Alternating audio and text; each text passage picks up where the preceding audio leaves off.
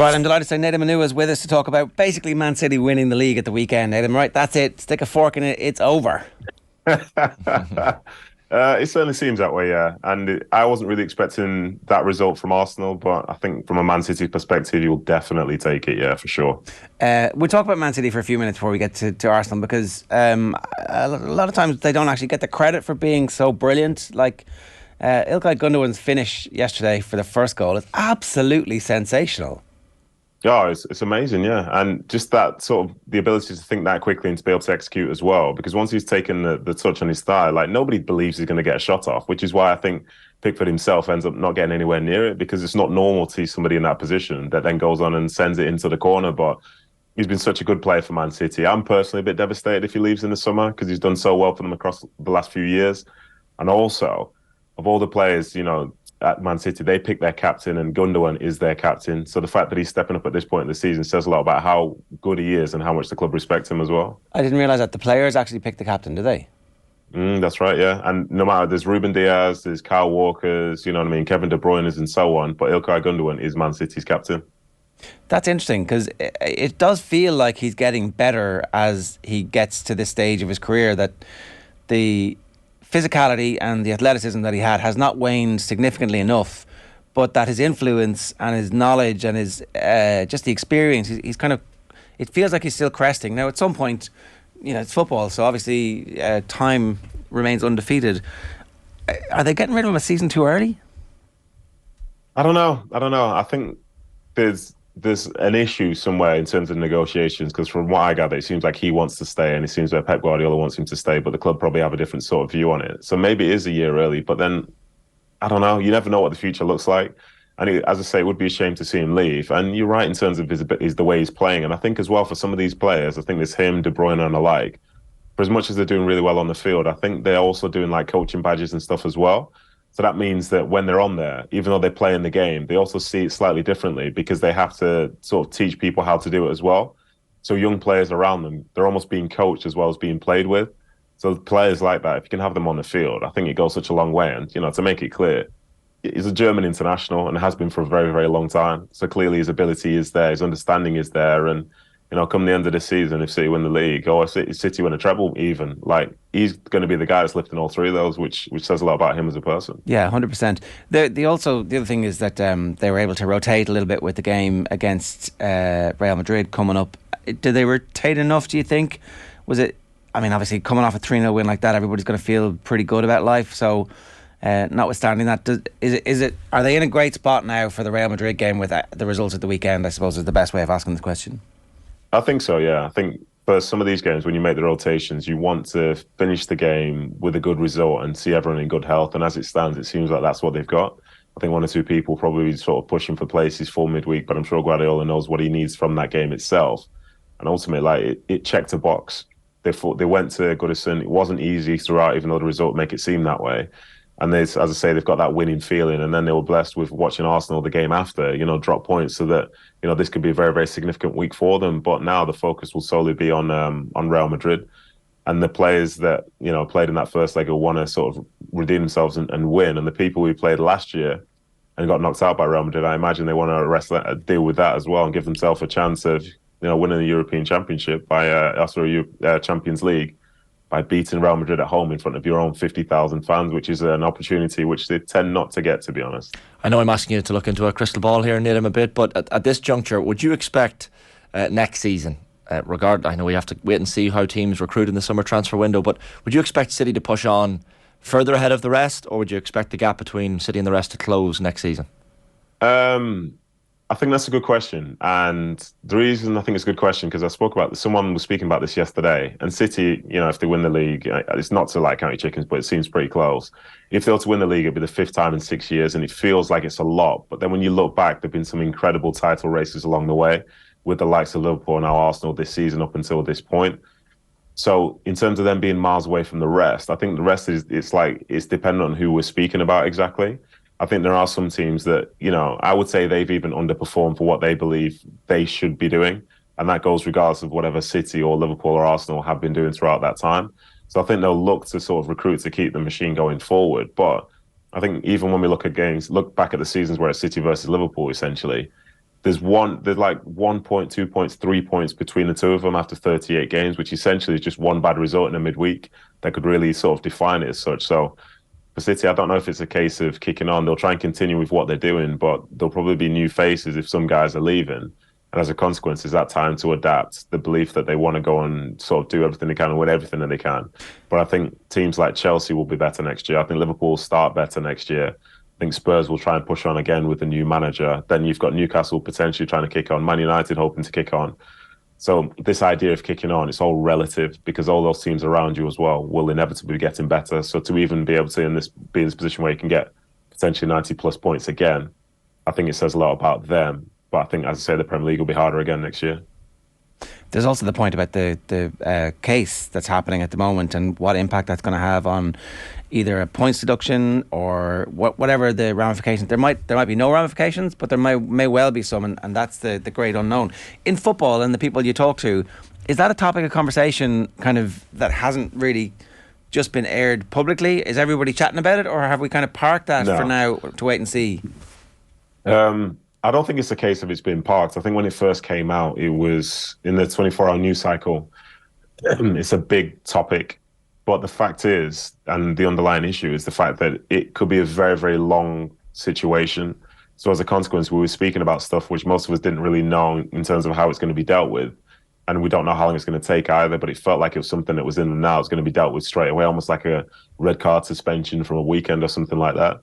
So I think when you don't really have the information or the power to be able to dictate what happens next, it's a tough thing to continually talk about.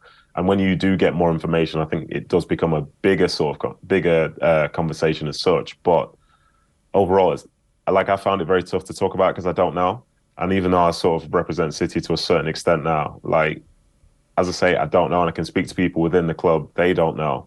Some people believe that they'll be fine. Some people from the outside believe that the world is about to just come crashing down on them. But again, it's just one of those things. I can't tell you anything because I really don't know. Yeah, and I think the point you make about it being so far away, it feels like it's so far away that it is difficult to kind of put any current relationship between what's happening with what might happen down the road. So, look, that's all fair enough. Let's talk about Arsenal. The question that we've been asking is, are they actually going to be better next season? And, you know, there's a concern, I suppose, that Arsenal are one of those teams like maybe a little bit like Leicester, who had a couple of great seasons and nearly qualified for the Champions League.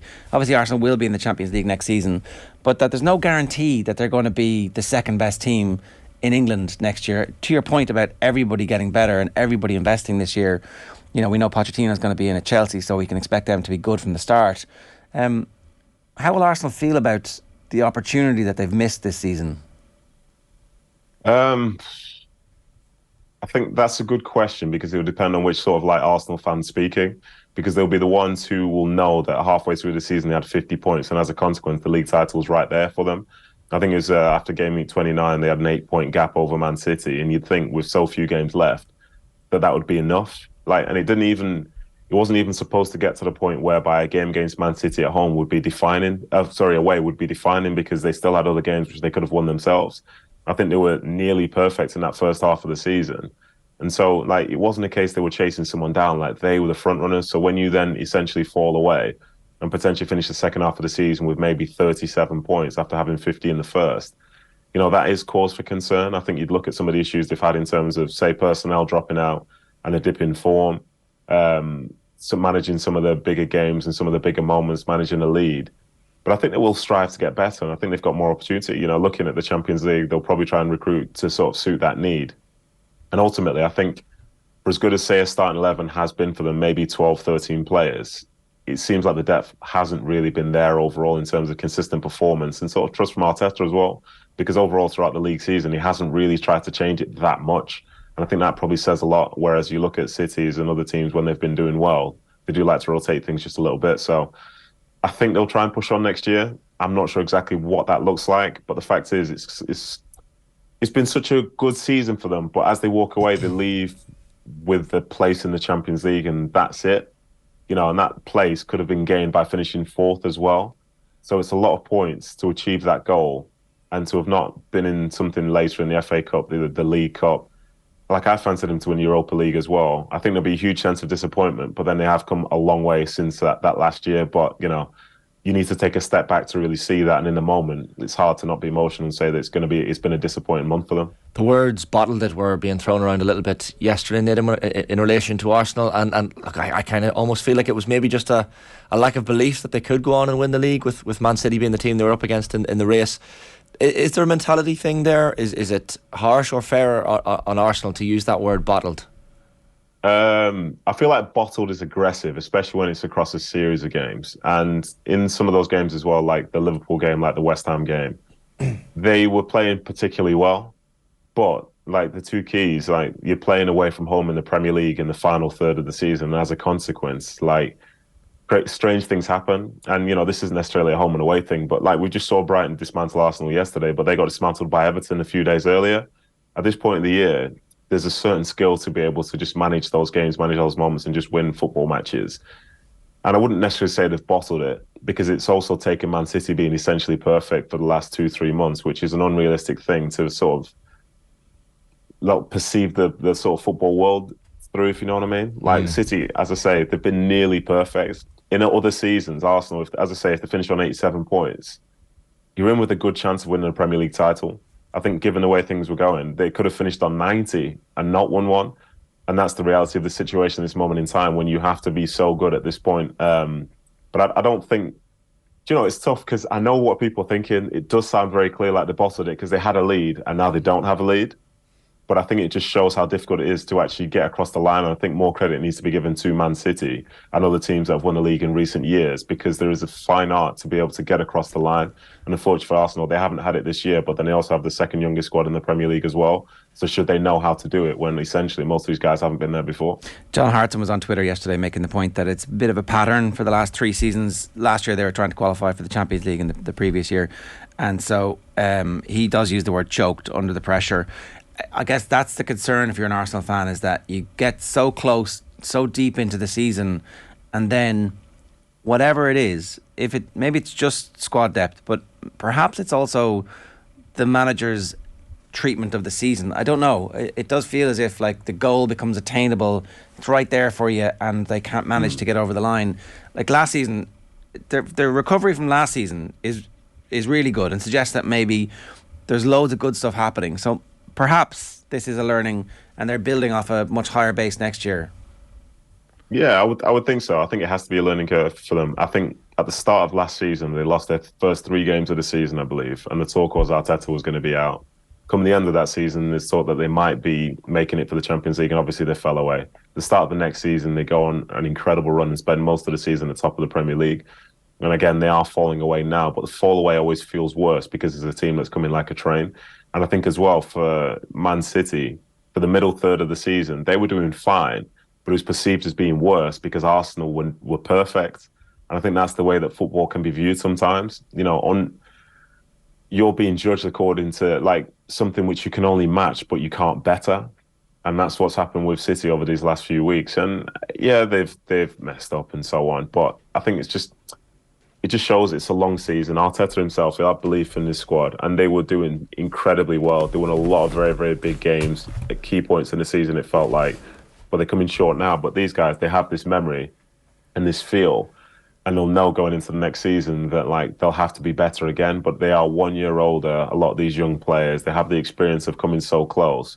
And I remember some of the games in which, you know, they had a lead and they didn't manage to, you know, to get it across the line. I think they will be better next season, but what better guarantees? I'm not sure. Yeah. I wouldn't be surprised if maybe they were in a cup competition and win one of those, but it's not all doom and gloom, and it's a young team making mistakes and a manager that's not been doing it for 20 odd years, essentially, you know, not being in the best spot either, but they'll be fine. They'll be fine. Before we leave that game, how did Evan Ferguson get on? We're mildly obsessed here about his current career trajectory. Yeah, he's a big fella and he's doing very, very well. I think it's nice to see. And he's part of a Brighton side that, you know, somehow they've got the second best possession stats in the Premier League behind Man City.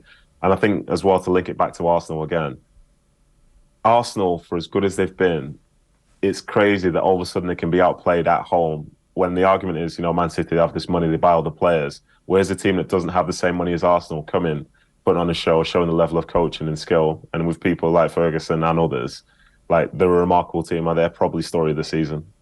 Yeah, they really are. Who's getting relegated? Nice handy question to wrap this up.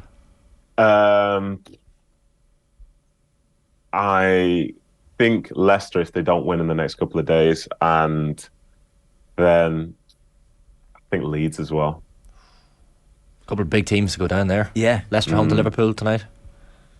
Yeah, I think that's probably it, but I don't know, because I've got this feeling that it's Nottingham Forest versus Arsenal at the weekend, and that's Forest's last game of the season. And if they get a positive result, there's a good chance that they'll be up.